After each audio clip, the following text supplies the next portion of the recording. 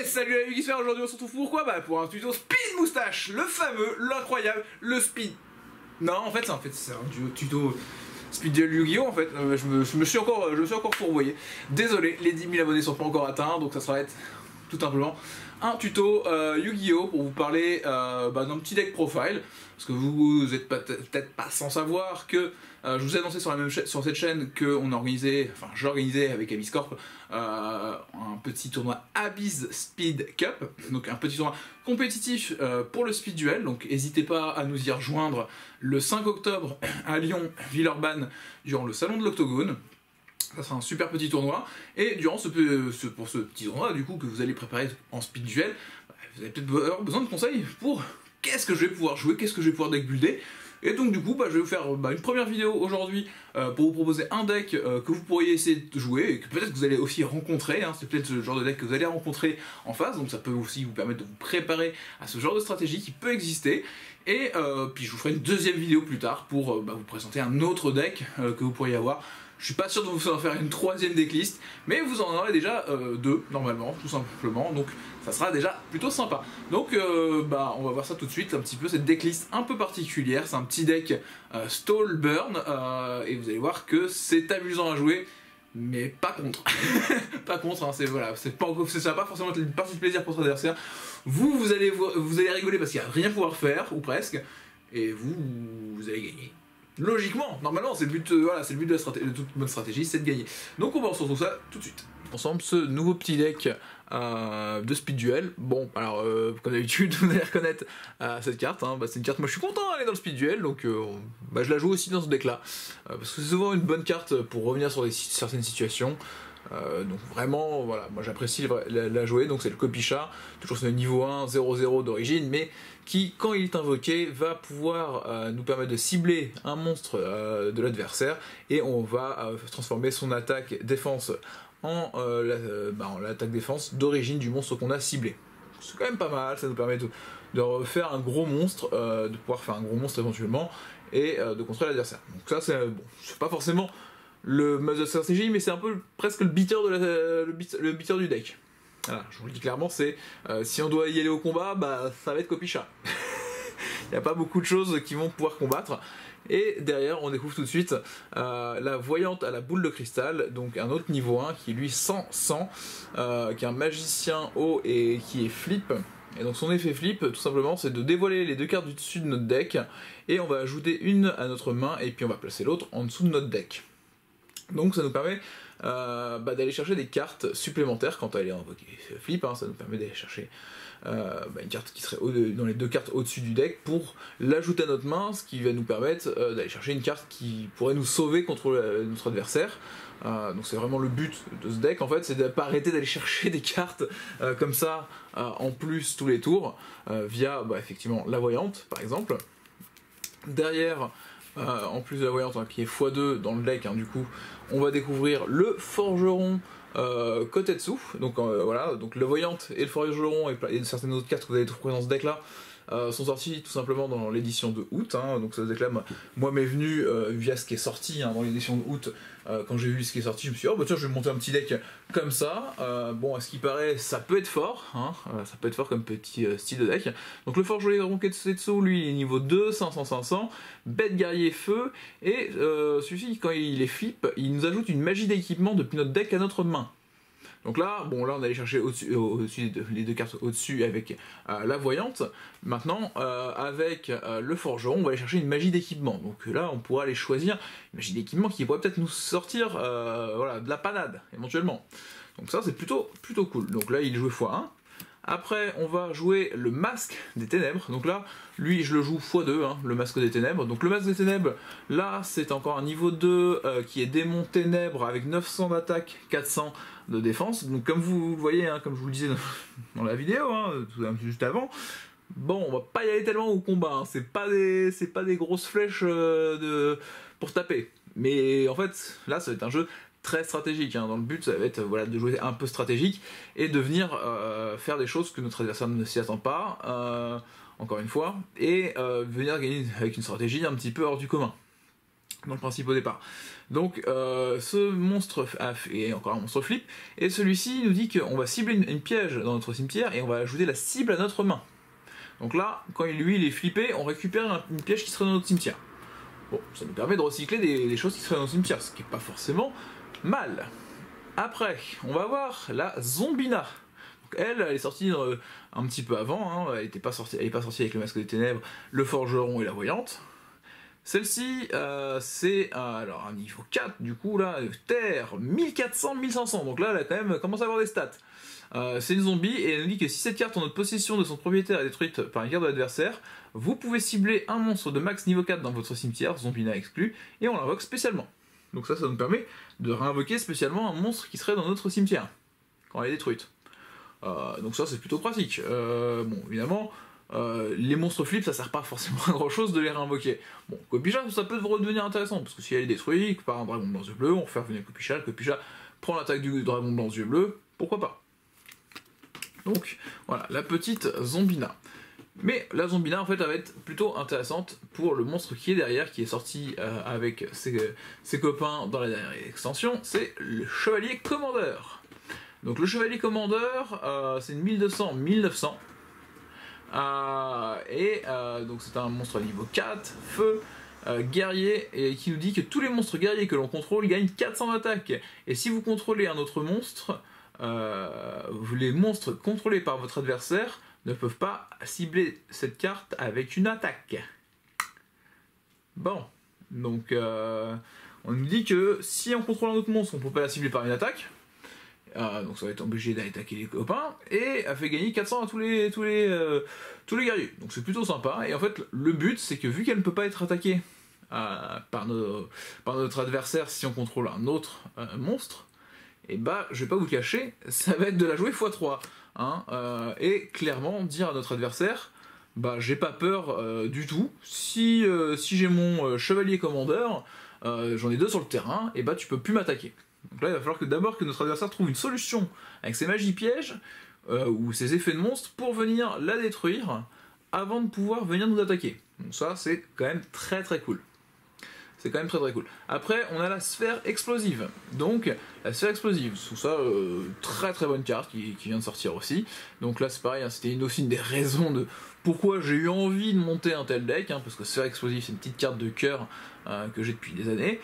C'est un niveau 4, 1400 ténèbres machine. Donc son attaque défense, généralement on s'en sert pas beaucoup. On va plutôt se servir de son effet.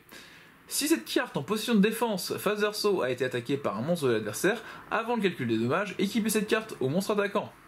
Puis, durant la prochaine stand-by phase de votre adversaire, détruisez le monstre équipé avec cette carte, et si vous le faites, infligez des dommages à votre adversaire égaux à l'attaque que le monstre détruit avait sur le terrain. Je vous cache pas que c'est quand même bien rigolo, quoi. Donc là, je sais pas si vous commencez un petit peu à voir où j'en viens hein, dans ce deck. Hein. Mon but, ça va être de quand même poser beaucoup de monstres en défense, hein, parce que Chevalier Commandeur, elle a quand même 1900 de défense, donc elle a une défense plutôt correcte, donc elle pourrait survivre. On va mettre des sphères explosives, hein, x3, hein, là pareil, hein, la sphère explosive, faudrait pas se priver. De la jouer, à mon sens. Voilà, cette petite sphère. Et en plus, voilà, d'avoir des petits principes en face cachée que notre adversaire cherche jamais ce qu'il attaque. Hein, ça, c'est quand même plutôt bien. On va voir le dernier monstre du deck, ça va être Daikochi, la locomotive de guerre enchantée.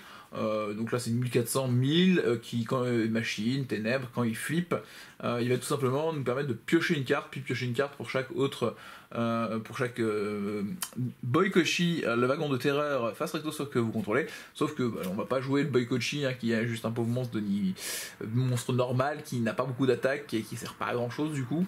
Là on va juste le jouer, lui peut même dans certaines versions vous pouvez préférer jouer 3 masques ou 3 voyantes, hein, faut pas hésiter.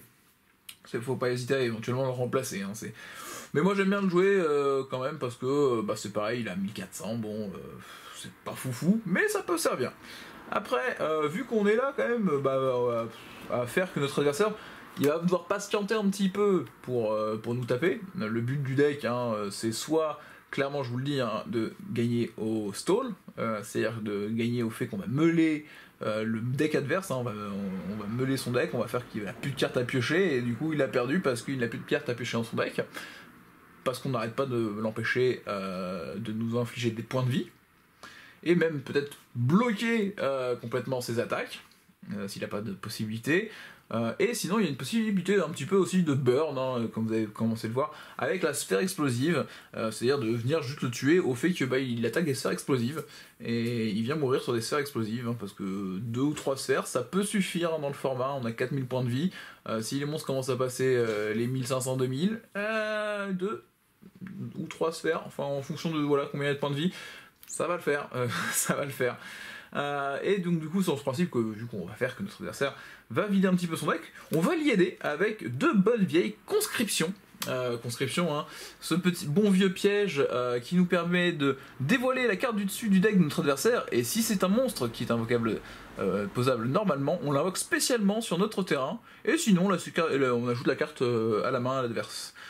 Donc c'est quand même assez sympa, hein, c'est-à-dire que on a une chance de prendre un gros dragon blanc yeux bleus ou un magicien des ténèbres adverse qu'il allait piocher avec notre conscription, et donc d'avoir un gros beater ce coup-ci, hein, parce que là on n'avait pas de gros beater, mais on pourra peut-être piquer un gros beater adverse, et puis dans tous les cas en fait on lui fait une carte de moins, même si ça peut lui ajouter des bonnes cartes qui pourraient lui permettre de revenir sur la situation. Ça peut nous permettre aussi de venir le bloquer. Alors conseil, hein, de la conscription, ne l'activez pas durant sa main phase, à part si vous voulez vous la détruire, activez-la toujours, soit en battle phase, si vous avez vraiment plus de possibilités au niveau des points de vie, vous n'avez pas déjà un défenseur, soit vous l'activez à la fin de son tour. Comme ça, la carte qui sera ajoutée, il ne pourra pas l'activer avant un tour, donc ça peut vous permettre de trouver des solutions, peut-être pour gagner la partie, ou attendre pour trouver des solutions de ce que vous allez piocher, qui pourrait être une solution. Après on va jouer encore un autre petit piège, le cercle envoûtant. Voilà. Le cercle envoûtant parce que c'est une carte que j'aimais bien quand j'étais jeune, qui nous dit qu'on active cette carte en ciblant un monstre contrôlé par notre adversaire, il ne peut ni attaquer ni changer sa position de combat, et lorsque le monstre est détruit, détruisez cette carte. Donc là c'est pareil, hein, il a réussi à invoquer son dragon blanc yeux bleus, voilà, il a mis 2 sacrifices, parce qu'il n'avait pas de son seigneur d'aider, 2 sacrifices pour son dragon blanc yeux bleus, puis on lui dit eh non désolé il attaque pas, il va rester là, c'est une belle 3000, voilà, t'as une 3000 qui bouge pas. Maintenant ta solution pour faire qu'elle serve pas à rien sur ton terrain à part te bloquer une place, il va falloir que tu le sacrifies, voilà, avec un autre monstre, on espère un autre, pas dragon blanc yeux bleus, si c'est un autre dragon blanc yeux bleus, et on lui fait un deuxième cercle envoûtant dessus, comme ça, voilà, et on va vraiment embêter un petit peu notre adversaire. Sinon on peut bloquer aussi des monstres plus petits, hein, bien sûr, avec le cercle envoûtant, ce qui peut sauver si effectivement on veut pas activer tout de suite notre effet flip, si on veut le garder pour un tour plus tard, effectivement ça nous permet de bloquer les attaques, ou si on n'a plus de monstre, on bloque les attaques, sachant que le masque nous permet de récupérer la conscription et le cercle envoûtant. Donc ça nous permet de cycler un petit peu nos possibilités. Donc si même on fait un cercle envoûtant sur un monstre qui va sacrifier au tour suivant et ainsi de suite, on pourra le récupérer le cercle. On va, j'ai encore 2 pièges à vous présenter, mais on va y aller sur la fin de la vidéo, je pense, pour ces pièges-là. Donc un petit RREQ, ça fait jamais de mal, hein, au vu de toutes les attaques très très puissantes qu'on a pu découvrir. C'est pas caché le dragon blanc yeux bleus. Donc surtout au vu de toutes les attaques qu'on a pu découvrir, qui sont pas très hautes, on va pouvoir là faire qu'on détruit n'importe quel monstre adverse en divisant son attaque et en faisant gagner ce qui a été enlevé au monstre adverse, un de nos monstres, et donc du coup par logique notre adversaire va perdre l'attaque de notre monstre, hein, et ça va nous permettre de surpasser n'importe quel monstre. Ça peut être aussi très très sympa avec Copichat, hein. On fait un Copichat sur le dragon blanc yeux bleus, le Copichat passe à 3000, on fait un RREQ sur le dragon blanc yeux bleus qui passe à 1500, notre Copichat passe à 4500, donc là on va enfiler les 3000, on s'est complètement débarrassé d'un dragon blanc yeux bleus, et c'est le top. Et après du coup nous on va garder un Copichat qu'à 3000 et que notre adversaire va pas forcément rire, ou il va rire un peu jaune, hein, face à lui. Vu qu'on avait quand même un forgeron Kotetsu, ça serait peut-être bien d'avoir quand même des magies d'équipement. Alors, magie d'équipement, et étant donné que nous on va pas attaquer tout de suite beaucoup, Mais du coup, ça va faire que notre adversaire va avoir une tendance à peut-être gagner en monstre. Du coup, je vous propose un esprit de combat. L'esprit de combat qui nous dit que le monstre équipé gagne 300 d'attaque pour chaque monstre contrôlé par votre adversaire, et s'il va être détruit au combat, vous pouvez détruire cette carte à la place. Donc là c'est pareil, ça permet de grossir le Kopicha, de grossir une Zombila, de grossir un chevalier commandeur, éventuellement le Deikoshi, pour venir taper tous les monstres, enfin taper les monstres adverses, parce qu'on va gagner de l'attaque et que notre adversaire va être dans une situation, c'est s'il remet un monstre, bah il s'empêche peut-être toujours de venir taper le monstre qui est équipé par l'esprit de combat, et de toute façon l'esprit de combat va venir protéger notre monstre une fois. Donc si il n'a pas deux monstres qui seraient supérieurs à notre monstre, voilà, il ne pourra pas tout de suite s'en débarrasser, ce qui peut être bien, ce qui peut être aussi une façon de sauver aussi et le chevalier commandeur. Voilà, si on sauve le chevalier commandeur en évitant sa destruction au combat, il est là au prochain tour, on met le deuxième chevalier commandeur, et c'est gagné. Voilà. Après, deux autres superbes magies d'équipement, c'est le masque du maudit, voilà, parce qu'on a envie de continuer un petit peu à burn, donc le monstre équipé ne peut pas attaquer. Une fois par tour, durant votre stand-by phase, infligez 500 points de dommage au contrôleur du monstre équipé. Donc là, on est dans une magie qui va venir compléter ce que fait notre bon vieil ami la sphère explosive. La sphère explosive va infliger un gros burn. Et on peut avoir le masque du maudit qui va tous les tours infliger 500. Ça fait 8 tours pour notre adversaire. Moins avec la sphère explosive, ou si on l'attaque, mais bon c'est toujours bien, et puis ça, en plus le monstre en plus ciblé ne peut pas attaquer, donc s'il lance, il lance tous sur le terrain dès le premier tour, si vous voyez, vous jouez un dragon contre encore un dragon blanc yeux bleus, toujours, c'est le meilleur exemple, parce que le dragon blanc yeux bleus on se dit, c'est la grosse patate quoi, c'est les gros tons, donc s'il invoque son gros ton de dragon blanc yeux bleus à la noix, ou même s'il y a une amazonesse avec son héritage, on met un petit masque du maudit, ça attaque plus. Ça attaque plus, et en plus le contrôleur va perdre 500 à chaque tour. Amazoness, il va pas forcément avoir de quoi se libérer d'un masque du maudit. Voilà, à part s'il y a des magies pièges, bien sûr. Dragon blanc yeux bleu pourra sacrifier éventuellement son monstre, mais Harpie, je vous cache pas que, ou Amazoness, ça va pas forcément avoir beaucoup de monstres à sacrifice d'origine. Donc si vous les bloquez, ça va être sympathique.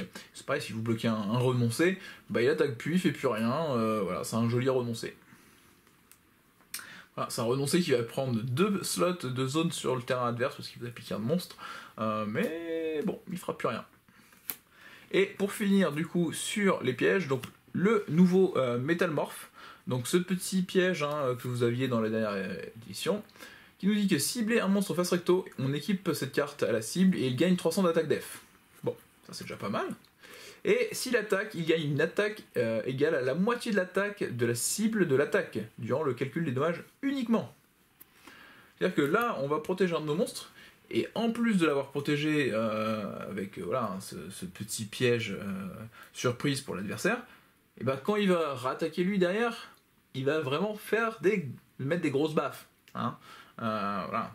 Comme grosse baffe, comme le chef viking, pour ceux qui connaissent. Métalmorphe, ça fout des grosses baffes. Et la dernière carte de ce deck, c'est que, vous voyez, on est là vraiment pour être sûr que notre adversaire, il puisse pas gagner au deck. Donc, du coup, moi je propose une combo de mélange du deck à l'infini. C'est-à-dire que la Jarda Avaris, une nouvelle petite carte que vous aviez dans le deck, un Sector Aga. C'est un piège qui va nous permettre de cibler 5 cartes, une carte Jarda Avaris exclue, dans notre cimetière, on les mélange toutes les 5 dans le deck et on va piocher une carte. Et on peut activer qu'une Jarda Avaris par tour. Et tout simplement, on a 2 masques des ténèbres, on a une Jarda Avaris, on mélange avec la Jarda Avaris des cartes, dont éventuellement un masque des ténèbres, si on n'en a pas en main. On repose ce masque de ténèbres quand il revient, qui nous permet de récupérer la Jarda Avaris, qui nous permet d'en mettre 5 cartes dans le deck. Donc c'est à dire qu'on ne mourra jamais normalement au deck. Voilà, même si déjà vous jouez à 25, là déjà on joue à 25, parce que de toute façon vous voyez tous les tours on va pas arrêter de faire du CA, on va pas arrêter d'avoir des cartes supplémentaires, et là dans le même principe, on va continuer à avoir des cartes supplémentaires, et éviter de mourir, tout simplement, parce qu'on peut recycler à l'infini. Je vais pas forcément vous proposer complètement de side pour ce deck, ça sera à vous de voir peut-être ce que vous voulez mettre. Hein, si moi je vous conseille, j'essaierai des destructions de magie piège, hein, fortement, hein, pour éviter de tomber sur une magie piège adverse qui serait vraiment trop ennuyante. Et votre side, ou même votre main deck, parce que je vous dis, le deck chip peut éventuellement être un slot qui s'en va en fonction de la skill card que vous allez jouer. Donc moi, une skill card que j'aime bien, c'est la stratégie du parfum. Voilà, la stratégie du parfum, donc la petite compétence de maille qui nous permet de regarder la carte du dessus de notre deck à tout moment. Ce qui est une compétence pour moi très simple. En fait, voilà, moi j'aime bien la stratégie du parfum, tout simplement parce que en allant regarder la carte du dessus du deck, on va pouvoir estimer ce qu'on doit jouer comme magie piège éventuellement de notre main pour nous protéger durant un tour et voir ce qui va arriver derrière, sur laquelle stratégie on part, savoir si on n'a pas déjà de chevalier de commandeur, mais on voit la carte du dessus du deck va être un deuxième chevalier de commandeur, et on va peut-être essayer de partir sur une combo où on va mettre le cercle envoûtant, là où sinon on aurait pu mettre juste la voyante, qui va nous permettre de bloquer un combat, tout en récupérant une carte, et on ne met pas tout de suite le cercle envoûtant pour éviter son éventuelle destruction. Voilà.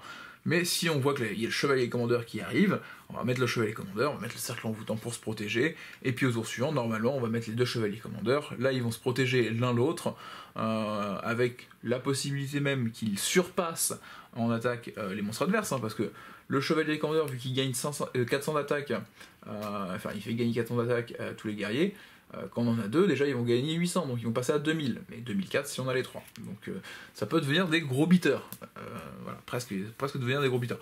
Voilà un petit peu pourquoi moi j'aime bien cette stratégie du parfum, pour savoir vraiment, comme je vous dis, à quel moment activer quoi, pour éviter de faire des misplays, sachant que c'est un jeu qui va vraiment jouer sur la ressource, donc il faut vraiment que vous soyez parfait, il faut que vous soyez assez parfait dans ce que vous allez faire et éviter la moindre erreur de jugement en vous disant bon je vais jouer ça tout de suite, je pense que c'est mieux, alors que si vous aviez su la carte du dessus, vous ne l'auriez pas joué du tout dans le même sens.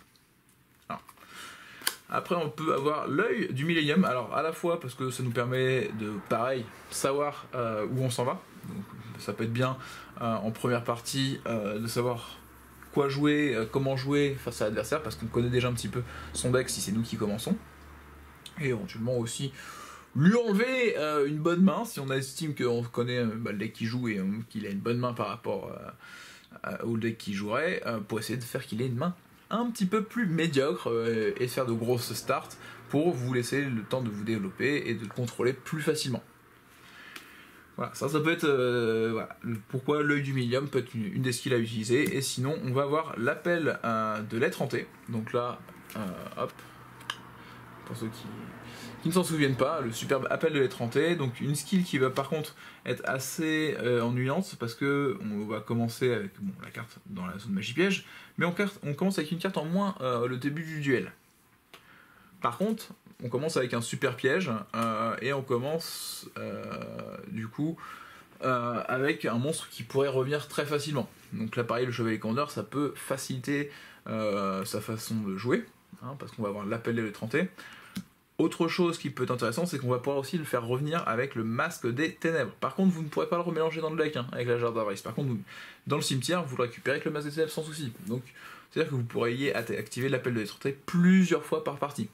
Et ça par contre, c'est très intéressant. Et c'est pour ça que le slot d'Eikochi peut éventuellement être enlevé pour mettre un monstre avec un peu plus d'attaque. Voilà. Un monstre qui serait à un sacrifice.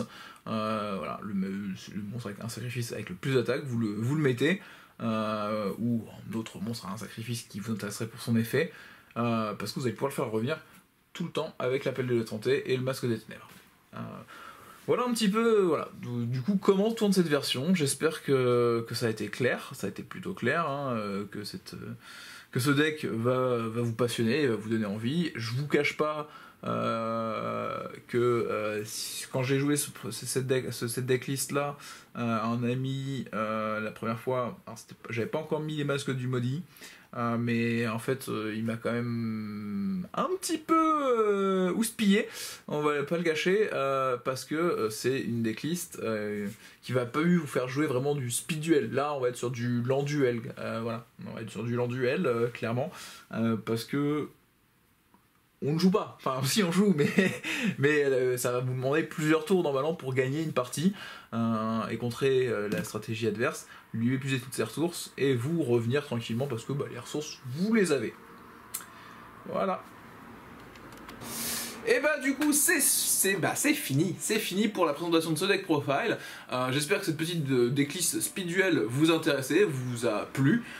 Dites-moi ce que vous en pensez en commentaire, allez éventuellement sur OTK pour retrouver la decklist, parce que normalement j'ai mis la decklist en lien de description, si j'ai pas oublié. Et puis du coup on se retrouve pour vous amis speed duelistes dans une autre vidéo pour vous présenter un autre deck speed duel que vous pourriez avoir envie de jouer, qui pas forcément, qui est peut-être un peu moins coûteux peut-être que cette decklist là. Après voilà, j'ai pas forcément toujours notion des cotes bien sûr. Et puis pour les autres, sinon ça va être l'heure du speed duel.